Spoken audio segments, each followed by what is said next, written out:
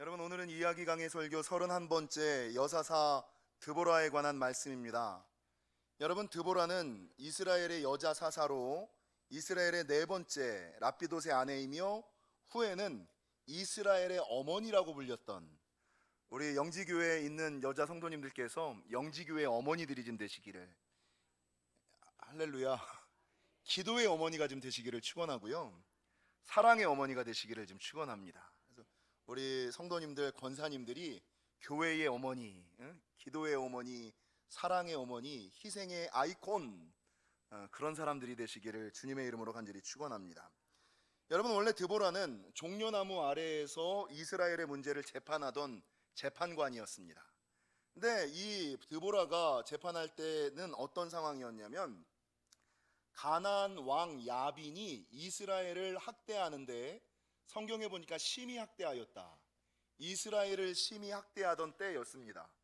그래서 드보라가 이스라엘 백성들이 학대당함을 보고 그 당시에 바락이라는 아비노함의 아들을 불러다가 우리가 나가서 가나안 왕 야빈과 싸워 이기자, 그들과 싸우자, 이렇게 얘기를 한 거예요. 근데 여러분, 아비노함의 아들 야빈이 보니까, 바락이 보니까 어떻습니까?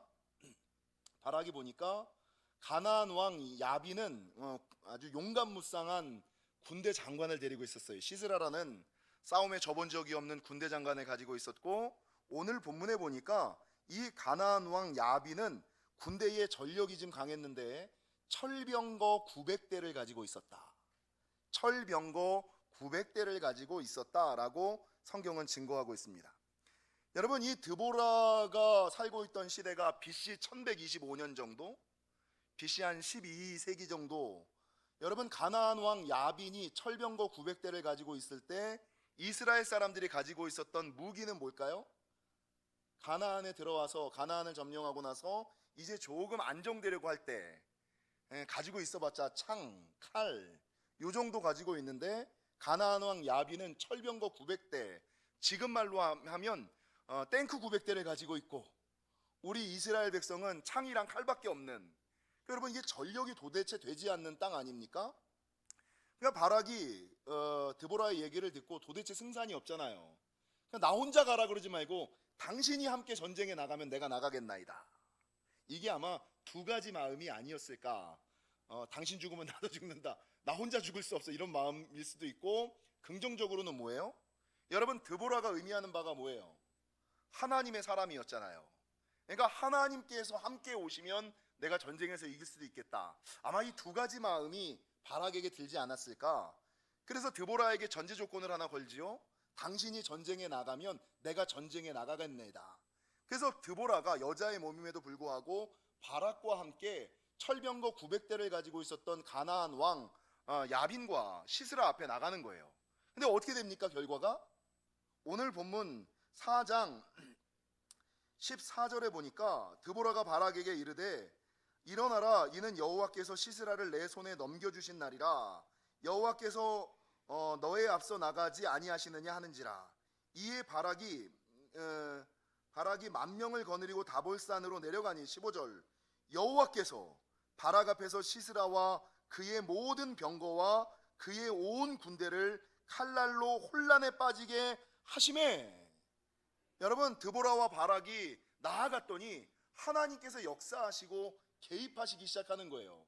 그래서 이길 거라고 생각하지 않았던 철병대 900대가 무너지고, 여러분, 한 번도 져본 적이 없었던 가나안 왕 야빈의 군대 장관이었던 시스라가 이 철병거에서 내려와 걸어서 도망하였다. 여러분, 도망하다가 어디로 갑니까? 17절에 보니까 겐 사람 헤벨의 아내 야헬의 장맥으로 도망합니다. 그러니까 이 야빈과 겐 사람 헤벨이 이 협력을 맺고 있는, 뭐랬습니까? 약조를 맺고 있는 사람들이었어요. 그래서 시스라가 이 야헬에게로 도망해서 뭐라 그러느냐? 나를 숨겨줘라. 그러니까 이 야헬이, 그 집의 아내였던 야헬이 이 시스라를 숨겨주고 이불로 덮어버려요. 그러니까 이 시스라가 전쟁에서 오랫동안 싸우니까 얼마나 피곤하고 노곤합니까? 그 이불을 뒤집어 쓰고 자고 있는 거예요. 그러니까 이 야헬이 어떻게 합니까? 밖에 나가서 방망이와 말뚝을 가져다가 시스라의 머리에다 박아서 죽였더라. 여러분 이게 좀 잔인하긴 하지만 그 옛날 라합과 같은 일들을 감당했다는 거예요. 하나님의 역사하심, 인류의 흐름을 보고 하나님 편에 섰다. 이게 이제 오늘 저와 여러분이 알고 있는 드보라 이야기의 줄거리라는 것이죠. 여러분, 이 여사사 드보라를 통하여 성경이 우리에게 말씀하시는 바가 뭘까? 뭐 여러 가지가 있겠습니다만 제일 먼저 우리가 기억해야지 되는 것은, 여러분 지난 시간 사사시대 이야기와 연결하여 분명히 이스라엘 백성들은 하나님의 약속을 따라 가나안 땅에 입성하였는데, 적과 꿀이 흐르는 땅에서 평안하게 안전하게 강건하게 형통하게 살아가야 됐는데, 여러분 가시와 올무가 있는 복임 인생, 오늘 본문에 보니까 왜 하나님께서 이스라엘 백성을 가나안 왕 야빈에게 팔았냐는 거죠.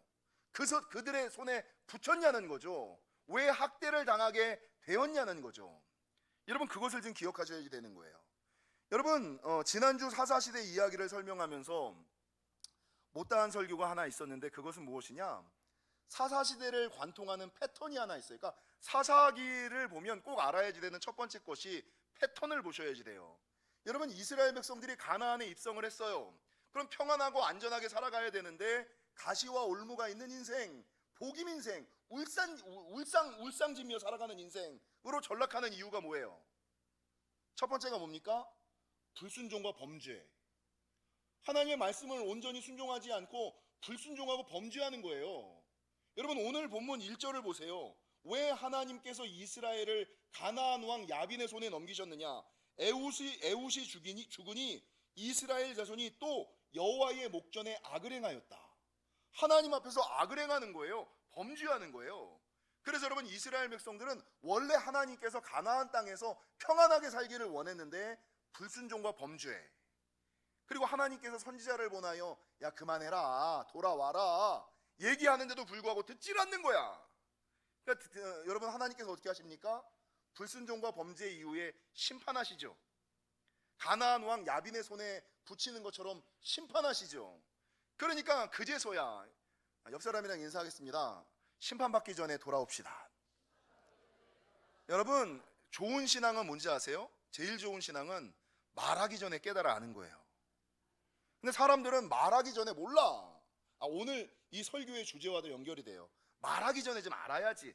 이 정도 예수 믿었으면, 이 정도 교회 다녔으면, 하나님이 말씀하시기 전에, 하나님이 역사하시기 전에, 하나님이 개입하시기 전에, 목사님이 말하기 전에 좀 알아야지. 근데 여러분 말하기 전에 몰라요. 말해야지 알아들어. 근데 제가 볼 때는 말해서 알아들으면 정말 괜찮은 신앙이에요. 여러분 맨 처음에는 좋은 말로 하죠. 집사님. 근데 여러분 어떻게 됩니까? 좋은 말로 하면 또 사람이 악해서 못 알아들어요. 그러니까 어떻게 해요? 강한 소리로 하죠. 큰 소리로 하죠. 센 소리로 하죠. 그러다 안 되면 어떻게 됩니까? 말로 해서 안 되면 하나님께서 어떻게 하시는 거예요? 뒤통수 한 대 때리는 거예요. 정신 좀 차리라고. 딱 때리시는 게 이게 심판인 거예요.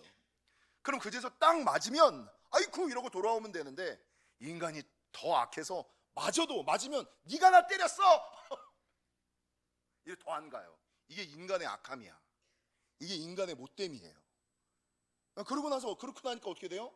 여러분 가나안 왕 야빈에게 심히 학대받는 삶, 예수를 믿는데 가나안 땅에 있는데 적과 꿀이 흐르는 땅에서 사는데 평안과 기쁨과 안정과 형통이 없이 가시와 올무가 있는 삶, 복임 울상짓는 삶, 눈물 흘리는 삶을 살아가는 거예요. 그래서 여러분 이스라엘 백성들 사사시대 350년 동안 불순종과 범죄, 그리고 그걸 듣지 않으니까 하나님이 심판, 이 심판이 심해지니까 그제서야 이스라엘 백성들이 참다 못 참겠으니까 어떻게 돼요? 회개하고 하나님께 부르짖어요. 그래도 그나마 괜찮은 거야. 참다 못 참겠으니까 회개하여 하나님께 부르짖어 기도하는 거예요. 그러면 하나님께서는 어떻게 하십니까? 성경 전체에 통하는 하나님의 진리 따라하겠습니다. 하나님은 예고 없이 경고 없이 심판하지 아니하시고, 심판하시고 난 후에 반드시 회복을 약속하신다. 이게 성경 전체에 통하는 하나님의 진리의 말씀이에요. 그 사사기의 패턴은 뭐냐? 범죄, 심판, 회개와 기도, 그리고 나서 구원. 이게 계속 반복되는 거예요. 그래서 여러분 지난주 사사시대의 말씀을 드릴 때 왜 이스라엘 백성들이 가나안 땅에 있음에도 복임 인생을 살까? 가시와 올무와 눈물 짓는 삶을 살까? 첫 번째가 뭐였습니까? 하나님의 말씀을 순종하기는 하는데 어떻게 한다고요? 온전히 순종하지 않는 거예요. 자기가 할 수 있는 만큼, 자기가 할 수 있는 때에 자기가 하고 싶은 방법대로 순종하는 것. 여러분 온전히 순종하지 않고 자기 생각대로 순종하니까 분명히 주님께서는 진멸하라 라고 얘기를 했는데, 에이, 인간적인 정리가 어떻게 그럴 수가 있어요. 이거 놔두면 나무 패는 자, 물 깃는 자로 쓰면 되잖아요. 이들을 불쌍히 여겨서 하나님의 말씀을 온전히 듣지 못하고 온전히 순종하지 못했기 때문에. 두 번째가 뭔지 아세요? 오늘 여러분 하나님 앞에서 습관적이고 반복적인 죄 때문입니다. 지난주 설교가 이거예요. 사사기의 패턴 이후에 왜 이스라엘 백성들이 가나안 땅에 있음에도 복임 인생을 살아가느냐? 첫 번째, 하나님의 말씀을 온전히 순종하지 않고 적당히 순종하기 때문이고, 두 번째가 뭐예요? 오늘 본문, 여러분 이스라엘 백성을 하나님께서 다른 민족에게 계속 파세요. 왜 팔까요? 성경에 끊임없이 이 사사기 전체를 통하여 계속 반복되는 문장이 뭐냐? 오늘 4장 1절에 또 여호와의 목전에 악을 행하매, 이 단어가, 이 문장이 계속 나오는 거예요. 이게 뭡니까? 하나님의 백성이 하나님의 방법대로 살아가야 되는데 또 여호와의 목전에 죄를 범하였음에 하나님께서 그들을 가나안 왕 야빈의 손에 파셨다. 이유가 뭐예요? 습관적이고 반복적인 죄. 근데 그건 뭡니까? 여러분 죄 중에 제일 힘든 죄, 제일 무서운 죄가 뭔지 아세요? 습관적이고 반복적인, 그래서 일상화된, 그리고 합리화된, 그래서 자기는 전혀 죄라고 생각하지 않는 죄. 이게 문제예요. 너무나 일상적으로 짓기 때문에, 너무나 오래 지어왔기 때문에, 너무 많이 지어왔기 때문에, 그리고 그 문제를 자기가 합리화해 놓았기 때문에 이건 죄가 아니야, 이건 죄가 아니야 라고 이야기하는. 그래서 습관적이고 반복적인. 여러분 이 죄는 오직 무엇으로만 알 수 있어요? 딱 두 가지로만 알 수 있어요. 첫 번째, 말씀을 통하여만 깨달을 수 있어요. 두 번째는 뭐예요? 성령의 조명 가운데서만 알 수 있어요. 그래서 여러분 우리가 기도해야 되는 건 뭐예요? 여러분 우리가 회개하는 삶을 살잖아요. 근데 회개한다는 것은 뭡니까? 내가 알고 있는, 내가 인정한 죄를 회개하는 거예요. 근데 문제는 뭡니까? 내가 가나안 땅에 있음에도 불구하고 가시와 올무가 있고 복임의 삶을 살아가는 이유는 뭡니까? 내가 습관적으로 짓는 죄, 내가 반복적으로 짓는 죄, 하나님과 나만이 하는 죄, 너무 일반적인 죄라고 여기지도 않는 죄, 내가 합리화시켜서 그건 죄가 아니야 라고 생각하는 죄. 그래서 말씀을 통해서만, 성령의 조명하심을 통해서만 죄라고 깨달아지는, 하나님께서 너 그거 죄야 라고 말하는데도 그게 무슨 죄야 라고 얘기하는 그 습관적이고 반복적인 죄. 그 죄 때문에 여러분 가나안 사람들, 이스라엘 사람들이 그 적과 꿀이 흐르는 땅에서 복임 인생을 살아가는 거예요. 그래서 여러분 우리가 가나안의 축복을, 여러분 신앙의 은혜를 온전히 누리기 위해서는, 옆 사람에게 인사하겠습니다. 어차피 순종할 거 온전히 순종합시다. 그리고 여러분 우리가 날마다 깨어서 예배드려야 되는 이유가 뭐예요? 말씀을 들어야 되는 이유가 뭐예요? 말씀을 듣는 것이 왜 중요하다 그래요? 말씀을 드리고 예배할 때 나도 깨닫지 못했던 것들이, 내가 죄라고 생각하지 않았던 그 습관적이고 반복적인 죄가 떠오르는 거예요. 성령의 조명하심 가운데 그 죄를 해결해야, 그 죄를 회개해야 가나안의 온전한 은혜, 신앙과 믿음의 축복을, 하나님이 주시는 놀라운 역사를 경험하며 살아간다라는 것입니다. 바라는 것은 여러분 온전히 순종하시고 습관적이고 반복적인 죄를, 하나님과 나만이 하는 죄를 성령의 조명과 말씀으로만 깨달을 수 있는 죄를 해결하시는 저와 여러분이 되시기를 주님의 이름으로 간절히 축원합니다.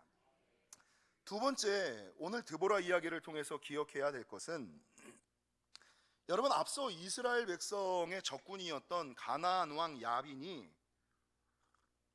군대를 가지고 있는데 그는 철병거 900대와 군대 장관 시스라를 가지고 있었다.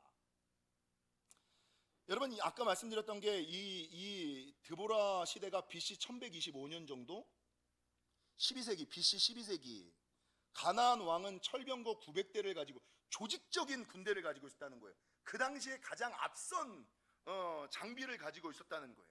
근데 내가 가지고 있는 건 뭐예요? 창이랑 칼. 그러니까 여러분, 이 이스라엘 백성에게 가나안 왕 야빈이 가지고 있었던 철병거 900대와 군대 장관 시스라는 어떤 의미가 있느냐? 내 힘으로 감당되지 않는 능력밖에 문제, 이런 의미예요. 야, 이건 해도 안 돼. 야, 이건 딱 봐도 안 돼. 아무리 생각해도 안 돼. 이 일은 우리의 능력 밖의 일이야. 우리가 감당할 수 없는 능력 밖의 문제야. 이게 가나안의 문제였어요. 여러분, 그런데 그럼에도 불구하고 사사시대의 패턴이 우리에게 보여주는 것은 뭐예요? 여러분, 이스라엘 민족은 여호와 앞에 범죄하고 여호와께 범죄하였기 때문에 하나님께서 이스라엘 백성을 다른 민족에게 붙이셨고, 근데 그 다음 우리가 얘기한 것처럼 하나님께서는 심판하시고 난 이후에 반드시 회복을 약속하신다는 거죠. 근데 회복하는 방법이 뭐예요? 회복하는 방법이 뭐예요? 성경 전체를 보니까 이스라엘 백성이 애굽에서 구원받을 수 있었던 비결이 뭐예요? 여호와께 부르짖었더니. 이게 모든 패턴입니다. 하나님을 인정하고, 이 문제의 해결자는 하나님밖에 없구나. 하나님만이 해결하실 수 있구나. 내가 감당할 수 없는 능력밖에 문제구나 라는 것을 인정하고, 하나님을 인정하고 하나님께 부르짖어 기도할 때 하나님께서 회복하시는 거예요. 하나님께서 이 이스라엘 백성들이 그렇게 하나님을 인정하고 부르짖어 기도할 때 기드온과 삼손 같은 사사들을 보내셔서 감당할 수 없는 능력밖의 문제를 해결하셨다는 거예요. 여러분, 마가복음 9장 23절, 할 수 있거든이 무슨 말이냐? 믿는 자에게는 능치 못한 일이 없느니라.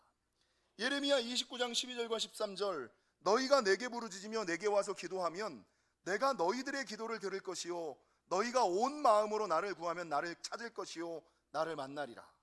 마가복음 11장 24절, 그러므로 내가 너희에게 말하더니 무엇이든지 기도하고 구하는 것은 받은 줄로 믿으라. 그리하면 그대로 되리라. 근데 문제가 해결되지 않는 이유는 뭐예요? 주님은 분명히 약속하셨죠? 문제가 해결되지 않는 이유는 뭐예요? 이 문제의 해결자는 하나님이시다라고 인정이 안 되는 거야. 내 힘으로 하려고 그러는 거야. 내 능력으로 하려고 그러는 거야. 내 지혜로 하려고 그러는 거야. 내 돈으로 하려고 그러는 거예요. 어제 그 남성구역 그 내려놓음 가정 대신방을 했어요. 근데 구역의 이름이 내려놓음이에요. 근데 내려놓음 가정 대신방을 하는 중에 내려놓음의 의미를 하나님께서 저에게 알려주셨어요. 내려놓음이 뭡니까? 중년의 남성들이 모여있는 그 예수가정이더라고요. 이게 뭡니까? 야, 세상 욕심 좀 내려놔라. 세상 자랑 좀 내려놔라. 야, 오늘은 왜 이렇게 아멘들도 안 하시는지. 이미 다 내려놓으셔가지고 내려놓을 게 없으신 거죠? 야, 세상 욕심 좀 내려놔라. 이게 내려놓음이에요. 두 번째 의미가 더 중요해요. 내려놓을 때 어디 내려놔야 돼요? 여러분, 세상 살아가다 보면 힘들고 어려운 일 있어요. 답답하고 갑갑한 일 있어요. 그러면 그 문제 누구한테 가서 내려놔요? 친구 불러가지고 야, 술 한잔 하자. 아는 친구 만나가지고 술 먹으면서 딴짓거리 하면서 그거 내려놔요. 그러면 그 사람이 해줄 수 있는 게 뭘까요? 함께 욕하고 함께 술 먹어주는 것밖에 없어요. 근데 믿는 사람에게 주님 앞에 내려놓으면 어떻게 돼요? 그거 들어주고 뭘 해줘요? 기도해 주잖아요. 그래서 여러분, 내려놓음 가정의 의미는 어떤 의미가 있었느냐?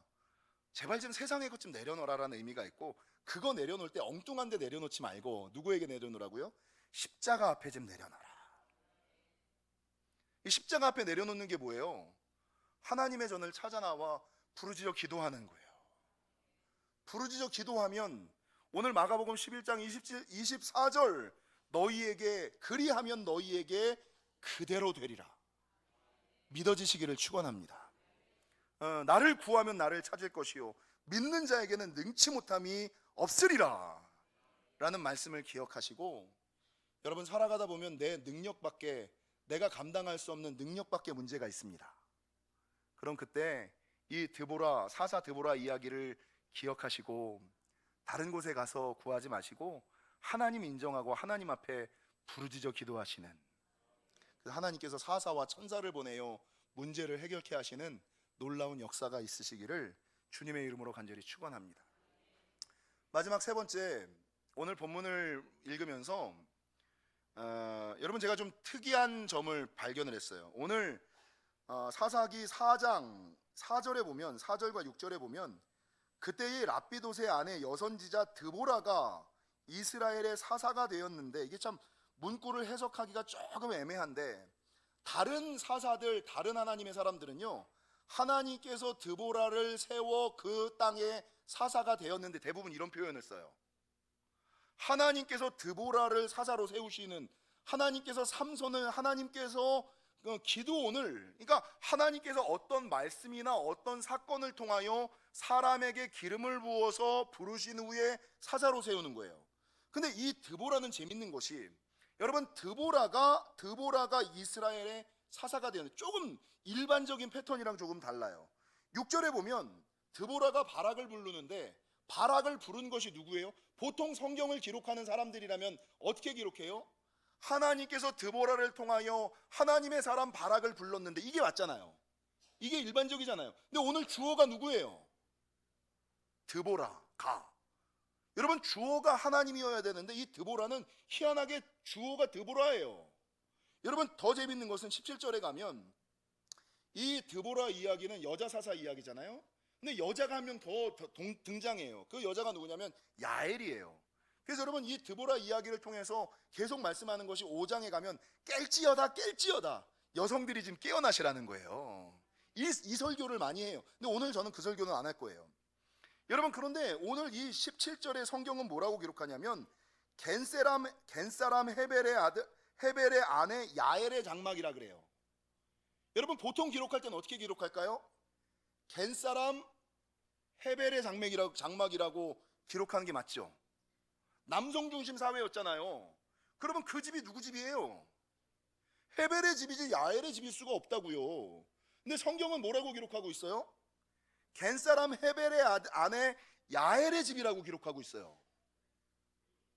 이게 재밌죠? 여성들이 지금 깨어나셔서 가정과 가문의 영적 기둥이 되시기를, 이 라합과 같은 사람들이, 이 드보라, 야엘, 이 여성들이 깨어나서 굳건히 눈뜨고 있었더니 가정과 가문과 여러분 민족을 구원한 사람들이에요. 이 사람들이 여성들이 깰지어다 라고 얘기해요. 여자 하나만 바로 믿어도, 집안에서 아내 한 사람만 바로 믿어도 여러분 가정이 살아나고 가문이 살아나고 민족이 살아나는 거예요. 근데 이 드보라의 이야기가 사사기 4장에서만 끝나는 것이 아니라 사사기 5장에 가면 드보라의 노래가 나와요. 드보라와 바락의 노래가 나와요. 근데 이 드보라의 노래에 가장 반복적인 것이, 첫 번째는 깰지어다 그러니까 여자들도 좀 깨어나라는 거야, 이거고요. 두 번째가 뭔지 아세요? 오늘 5장 2절에 보니까 이스라엘의 영솔자들이 영솔하였고 백성이 뭐 했다고요? 즐거이 헌신하였으니. 9절을 보십시오. 내 마음이 이스라엘 방백을 사모함은 그들이 백성 중에서 즐거이 헌신하였음이니. 이 단어가 반복되고 있어요. 즐거이 헌신하였다. 여러분 야엘이 누가 시켜가지고 그 일했어요? 여러분 드보라가 하나님의 특별한 음성과 특별한 역사를 보고했어요. 드보라와 야엘의 공통점이 뭐예요? 그들이 가정을 구원하고 가문을 구원하고 민족을 구원할 수 있었던 비결이 뭐예요? 하나님의 음성을 듣지 않았어요. 하나님의 명령을 받지 않았어요. 하나님의 역사와 증거를 보지 않았어요. 그런데 어떻게 했다고요? 자원하여 자발적으로, 하나님이 감동 주시는 대로, 내가 보는 대로, 내가 느껴지는 대로 자원하여 자발적으로 즐거이 그냥 헌신하는 거예요. 누가 시키지 않아도, 누가 말하지 않아도. 아니 보면 알잖아요. 영지교회 뭐가 부족한지 여러분 보면 다 알잖아요. 영지교회 뭐가 모자란지 여러분 뭐가 다 알잖아요. 뭐가 잘못됐는지 보면 다 알잖아요. 그 주인과 이 손님의 차이는 뭐예요? 주인은 교회에 부족한 거 모자란 거 있으면 내가 채우고 내가 그거 해요. 근데 손님은 뭐예요? 그거 욕해요. 에이 영지교회는 이게 없네 저게 없네. 여러분 하나님의 방법 가운데 하나가 뭔지 아세요? 하나님이 보여주시고 알려주시는 이유는 뭐예요? 너 보고 하라고. 따라하겠습니다. 내가 합시다. 교회의 부족함과 연약함, 여러분 그 사람의 모자람이 내 눈에 보여. 그러면 집사님 그거 그렇게 하면 안 돼, 이게 아니에요. 그 연약함을 품고 내가 기도하고, 아이 저 사람은 저게 연약하니까 내가 채워야지, 내가 맞춰야지. 아이 집사님 왜 그거 맨날 그렇게 해, 이게 아니라고요. 하나님의 사람, 하나님의 방법은요. 그래서 이 드보라와 야엘이 공통적으로 성경에 나왔다는, 여러분 즐거이 헌신하다라는 말이 계속해서 반복적으로 나온 이유는 뭐예요? 이 드보라와 이 야엘이 하나님 앞에서 자발적으로 자원하여 헌신하고 힘쓰고 애썼던 사람, 그래서 가정과 가문과 장막과 민족을 구원한 사람이 되었다라는 것입니다. 우리 옆 사람이랑 이렇게 인사하겠습니다. 시켜서 하지 말고 자원하여 합시다.